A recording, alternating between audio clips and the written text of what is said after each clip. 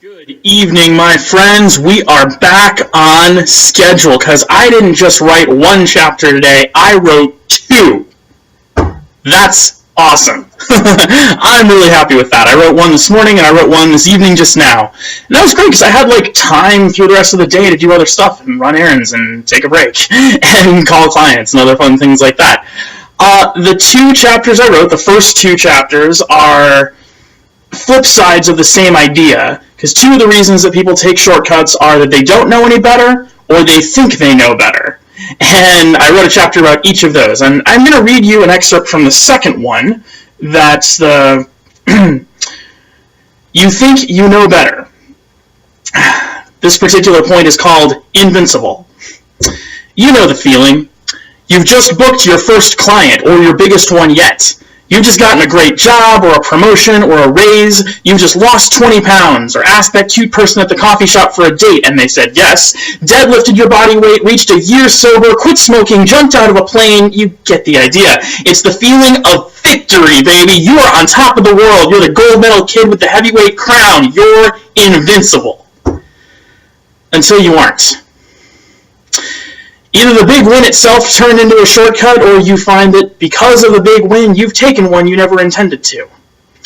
That's why I called this reason the flip side of the last one. All too often, thinking we know better comes just after we get through not knowing any better. Suddenly we feel like we've got this. We're through the tough times. We know what we're doing now. And then we see something else that seems like a good idea and dive into it, only to find it's another shortcut. I've been there. After I booked my very first editing client, I wildly overpromised amazing services to my second one, who was so disappointed he asked for most of his money back. After attending my first entrepreneurship retreat in Costa Rica, I immediately raised my rates so high that I didn't book another client for 4 months. And after I booked my first 5-figure clients, I turned around and committed to spend over $20,000 on a year-long mastermind, and didn't book another 5-figure client for 7 months. You see where I'm going with this.